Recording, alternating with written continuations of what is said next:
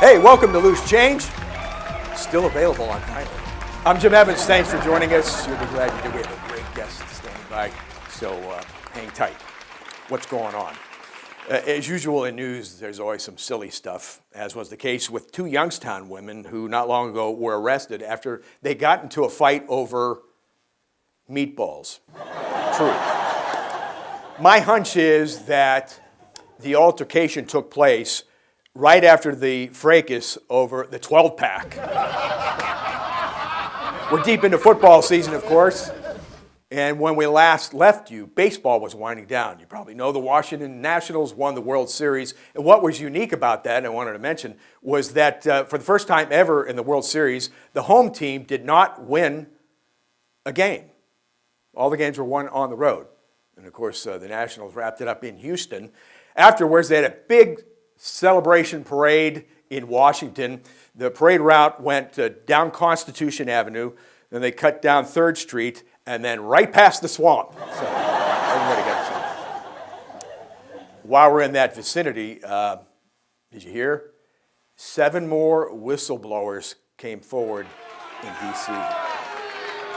Oh, wait, those are the referees at a Redskins game. I was watching recently Philadelphia take on New England, and the Eagles ran a cover 0 defense. You don't see that often, cover 0.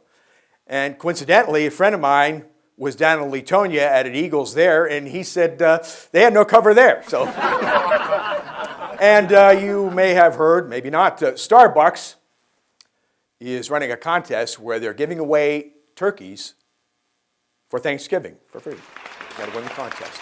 And it's pretty special for the winners because they can choose from either a grande or a venti size. Hey, hang around, get your cup of coffee. Mr. Sports joins us next, right here on Loose Change. Stream live and recorded content anywhere with EXP from Armstrong. Stay connected to the content you love. With the all-new EXP app, you can browse and manage your shows and set recordings for TV shows, movies, and series. Plus, you can stream your favorite networks directly from your DVR or with TV Everywhere. At home, the app also lets you transform your device into a second TV screen or remote control. Your content, your way, when you want it. EXP from Armstrong. Welcome back to Loose Change. Again, I'm Jim Evans, and I have the great pleasure to be joined by the one, the only, Mr. Sports, John Batcho. Great to see you, man. You too, man. Thank God there's only one person on this show. You know, my bucket list, meet Aerosmith, have dinner with Kenny Stabler, and do the Loose Change cable TV show with Jim Evans. Life's complete. I've made it. How are you, bud? We can start shoveling over this way, maybe. Nice to see you, brother. You too. Hey, what we like to have our victims or our guests do off the top, for those who don't know you, give us a little background information, where you're from, when you went to school, and how your career got started. Went to MacDonald High School, graduated in 1981, attended Youngstown State University, graduate from there, and eventually got into a broadcasting career that spanned 32 years and still running. I knew you were, you had some length going there with it, but boy, but we're all in it, so we're still trying to make it run. Now you play football at MacDonald, correct? I did, Jimmy. I played for Andy Goybeck, 1980. We were 10-0. And, we did high school football this past year together under Keith Kennedy and iHeart with Potesta, Gavalier, and Thorne. Back then, they only took a couple of teams. And although we went 10-0, we weren't even close to a computer playoff, so we felt cheated and denied in the computer. It was very antiquated back in those days. Yeah, primitive for sure. You mentioned Coach Goybeck. What a great guy, Andy, Absolutely terrific. And I remember our final game, we beat Columbiana 43-16, and all the guys had shaved their head, and I didn't do it until recently, over the past year. But Coach said, I'll let you guys all shave me, bald, and each cut up a clip, and that's exactly what we did following the victory over Columbiana at home, 43-16. It was an amazing experience. We threw all the coaches in the shower, wild celebration at MacDonald. MacDonald football, it's synonymous with success. What a program. It has been, you grow up there and you go to the games as a kid, and you're like, I'm going to be that one day. I'm going to be on that football field, and I got an opportunity to do that. I'll be it for a limited time, but there's a tradition there. They're expected to win, and then once you get up to that level, you're expected to uphold that tradition, and we did. we did 10-0. We'll always be remembered in history there. And, I talked to so many players and coaches about the sports experience, especially with football. It's a little bit different than other sports, and not to downplay other sports, but the learning experiences are different with football as you take them along in life. Oh, there's no question about it. Now, for me, Jim, it was a unique perspective. I had no choice. My father was a football coach for 20-something years, mostly at the Pee Wee level, but he was very well known. Won 3 national championships, 1 in the 60s, 2 in the 70s when he transferred over to Liberty. But he put a football in my hand when I was 1 month old. I had no choice. I grew up on a football field, and one day I got to play for my father, and he was like a Vince Lombardi wannabe. Getting through those, even as a child, in the 1970s, was getting through boot camp for a kid. It was really tough, but he taught us a lot about discipline in life. Yeah, absolutely. And my dad, the same thing, although I was done playing for the Little Falcons before he started coaching, so I think my brother had that chance, but that's a unique experience to have. And what got you interested in broadcasting, though? Well, I think, and I heard you talk to Jim Campbell about it on a prior show, and I'm sure you could relate to this too. You're a little kid, you're playing electric football, you're playing Stratomatic baseball, you're playing anything you can get your hands on. You're the announcer. You watch these guys on TV, the Kurt Gowdys and the Jim Simpsons and the Frank Liebers and the Gary Benders and the Summerall and Brookshire. I want to be that someday. And I emulated that from the time I was a child. And by the time I got into broadcasting, I thought I had experience just based on my childhood and doing it in the basement.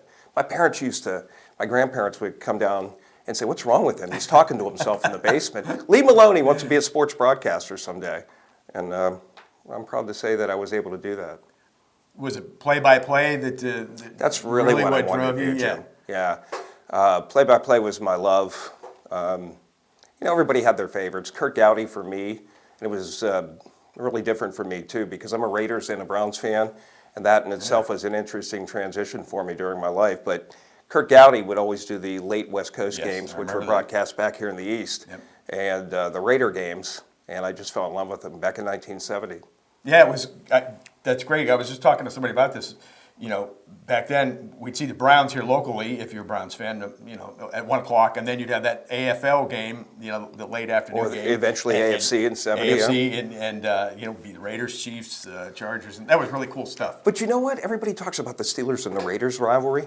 Before that, there was Kansas City and Oakland, and that was every bit as intense, if not more. Those two hated each other. Hank Stram against John Madden, Willie Lanier, Buck Buchanan, Darryl LaMonica, Marv Hubbard, and all those great players for both sides, and they just despised one another, and it was great viewing. It was tremendous stuff, and I was just talking to somebody about the Heidi game and how that came about, and I remember watching that game, Raiders-Jets, and the Jets had the lead. The movie Heidi was scheduled to run at 7 o'clock, and the network said, this game's done with, and they broke to the movie. Raiders come back, scored, 17 points or 21. I don't know. They won the game. Two touchdowns. The whole thing. Yeah, 2 touchdowns in the last few minutes, and they switched away for Heidi on the mountain.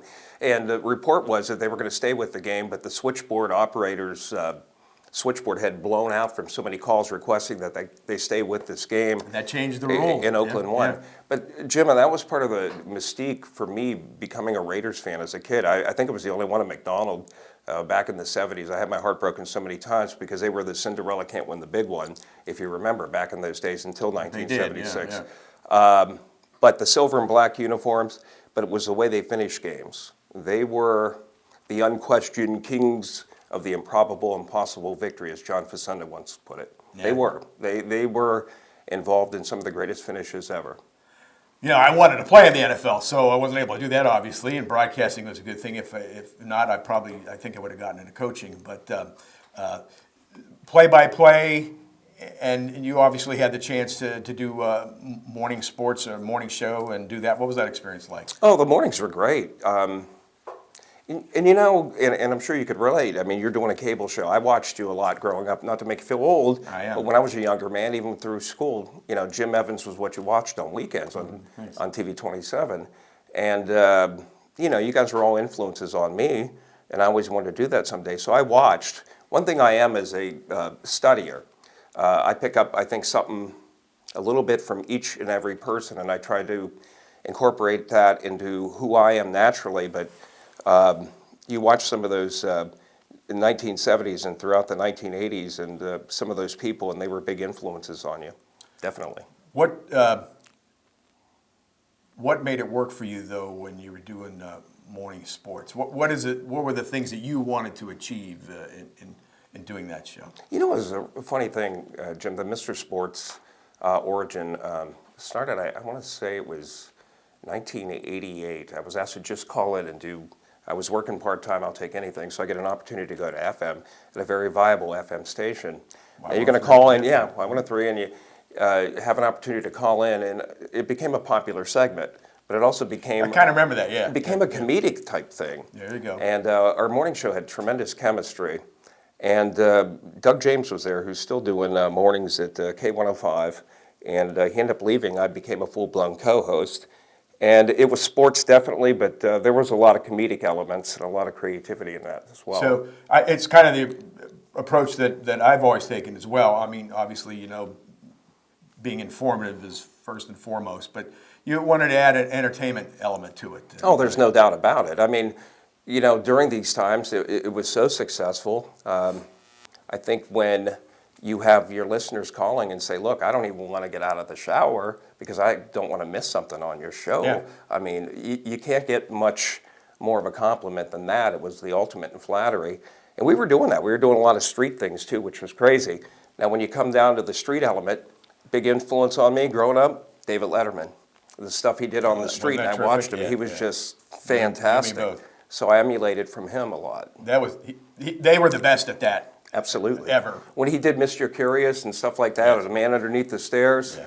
I'd watch it. I'm like, wow, I like how he does that. Yeah, absolutely. You know, the thing about radio, though, is, you know, the element of immediacy.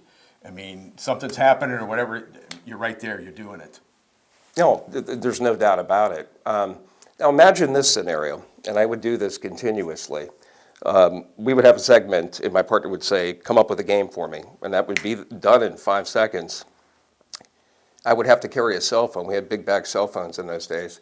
The morning show would consist, the entertainment, Jim, of me going to someone's house who I'd never met for 3 hours and making that fun for the listener. I did it every single week, and I'm proud of that.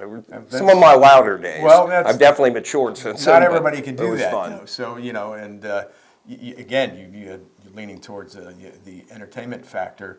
I would assume that most everybody, that was pretty well received. It was.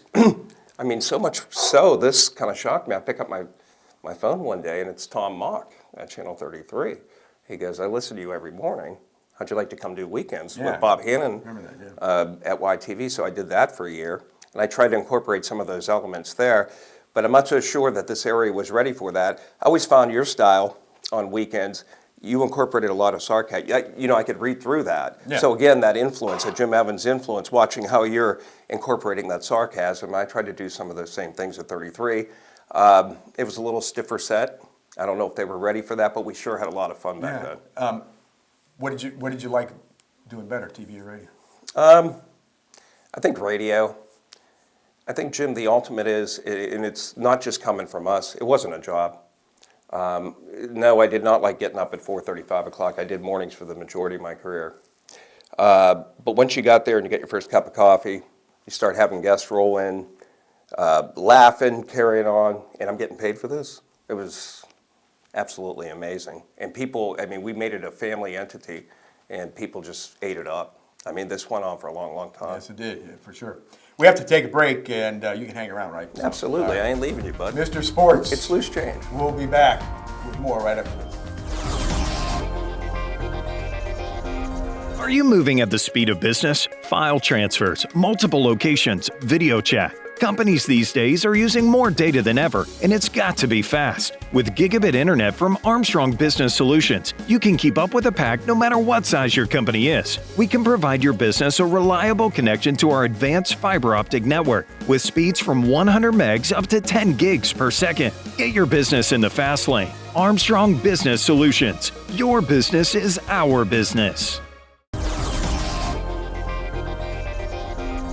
Back on Loose Change with Mr. Sports. What makes a good sportscaster in your mind? To be able to paint, if we're talking radio, or you can be TV. Let me start with the TV element of it. Look at Pat Summerall. He was a man of very few words. First of all, you need a pleasing voice. Pat had that. He didn't say much. He didn't need to. He let the picture do the talking, but it just was perfect. Then you got the animated John Madden, and prior to that, Tom Brookshire alongside him.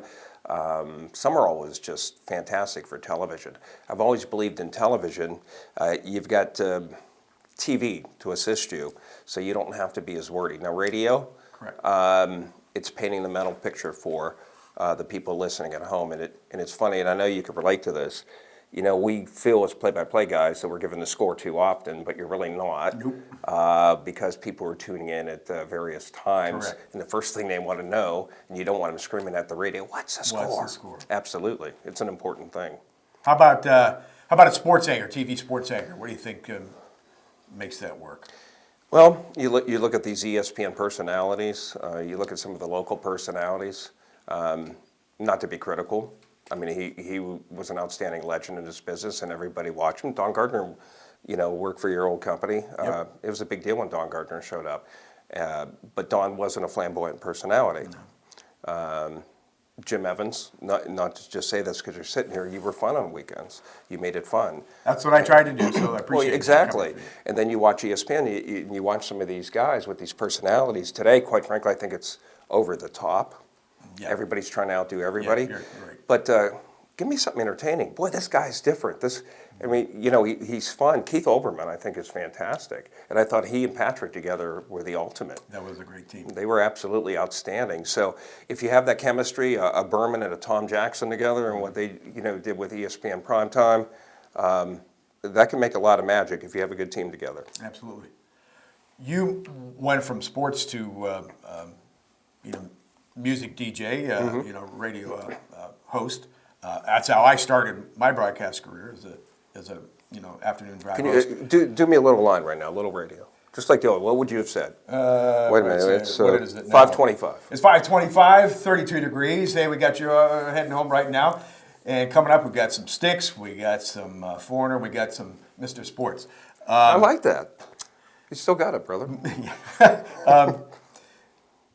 You were really good. We had a chance to catch you doing that, and you did a great job with that. Well, Jim, I was just talking to somebody the other day. What are you most proud of in 30-plus years? Versatility. You have to be. But doing the sports broadcasting, doing morning drive, doing afternoon drive, doing talk shows, interviewing musical legends. Yes. Doing spotlights. Again, another influence, Norman Knight out of Cleveland. I listen to him often, and that's why you would hear me say from the wintertime of 1958 on Coral Records, hear something from Buddy Holly, and I got a chance to interview. Always was retro. The 60s, 70s, and 80s artists, I love these guys. Had the opportunity to interview and meet the Chubby Checkers and the Leslie Gores and the Turtles and Paul Revere and the Raiders, and then eventually it evolved into classic rock, and you have REO Speedwagon, Aerosmith, it Sticks and Bad Company and so many of these artists. And then for the artists to say, how'd you know that about us? You really did your research and your homework. And we loved the way you artistically presented it. But a lot of that had to do with Norman Knight's influence. I learned from that. Did you enjoy doing that? Oh, I loved it. Yeah. I love doing music Yeah, you stuff. can tell. I do. I really get into it. And I think I presented it in a unique way that's effective. Listeners seem to really enjoy it. Well, you just did this recently as well, over on the summit, correct? Yeah, we were doing That was a cool show. Closet Classic Theater. We were doing one-hit wonders, deep album cuts. But the thing is, I wouldn't just stick these obscure songs on or songs that you haven't heard all that often. I would provide a little background. I would provide the label, Yes, I maybe heard the that, chart yeah. position, how the song came about, what it meant, and a unique story on it, and then we'd go in to play the song. But I thought that gave it a little added punch. And that was basically the theme of the show, just to offer that different take on the artist and the music. Absolutely, because I think if there's one critical aspect of corporate-controlled radio today, and certainly the playlist, is the songs are too repetitive. Now you got to play what people know, and I've always understood that. But that can also become mundane and boring to a lot of people. So I try to present it from a different angle because I'd gotten much, much deeper into music. I was playing the the same 200 songs every week, and it grows stale after a while. Sure. I hear this from people within radio that it might have a short shelf life now. Do you think radio's in trouble? Terrestrial? Yeah, I mean, I think it's got a lot to. There's a lot more competition. People are listening to podcasts. That seems to be the big thing of the day. But just terrestrial radio as we knew it. You got syndication, automation, which I never think is a good thing. You want to promote competition is what you want. But Jimmy, as you all know,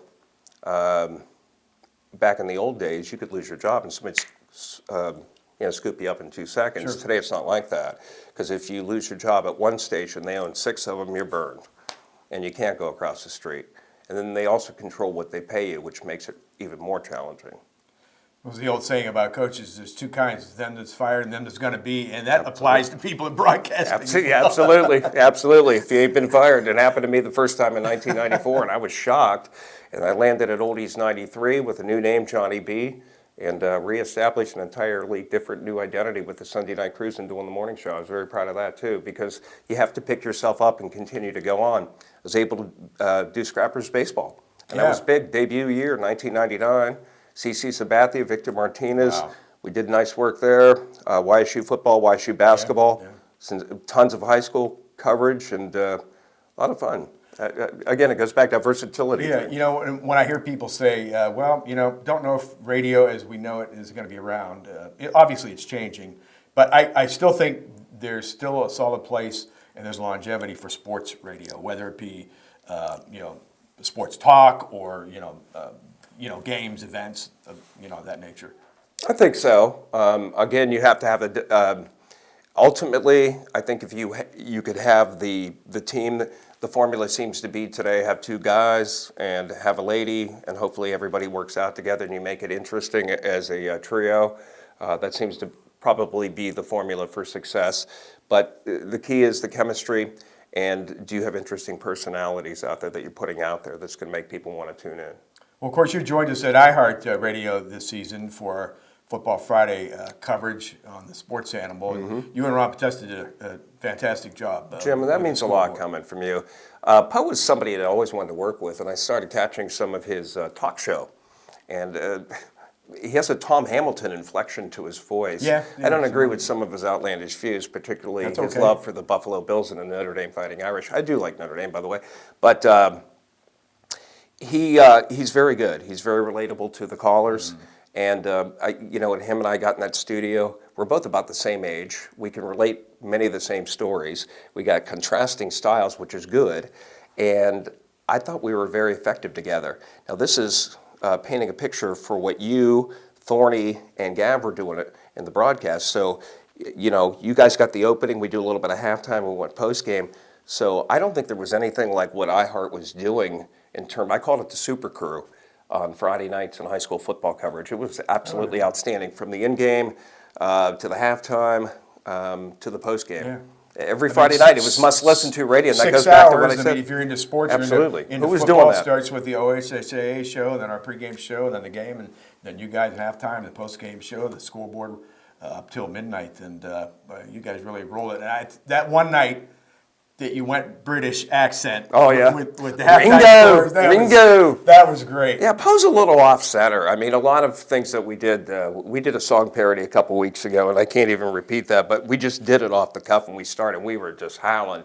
But that's cool. Yeah, it was. And he was a lot of fun to work with. And in fact, him and I went out on a Sunday and watched some NFL football together. That's how far it's extended.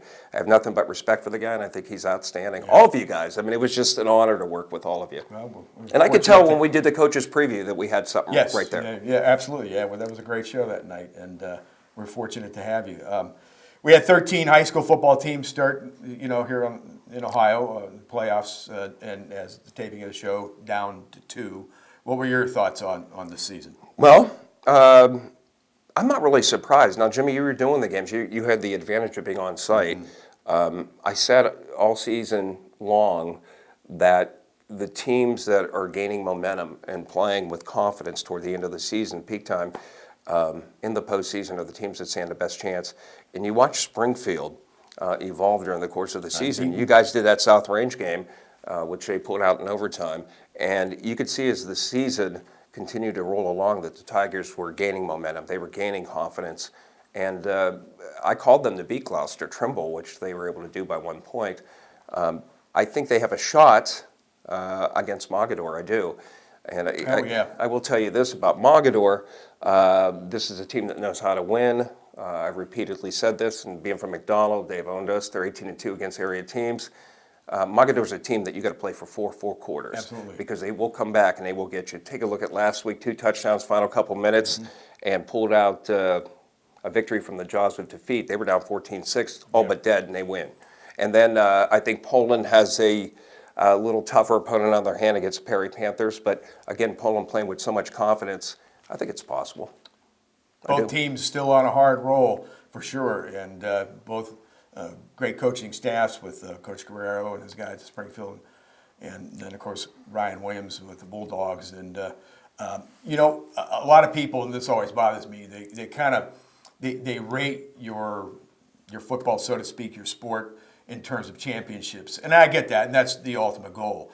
But if we don't get there and don't get that, it's still okay, because we have some great football still in this area, without question. We do. We have a great heritage, and you know, this was not supposed to, at least on paper, be a great football campaign. But hey, here we are. Look how far we've gotten. 2 ball clubs, and they're both again playing with a great deal of confidence. And I think they both have a viable shot to win.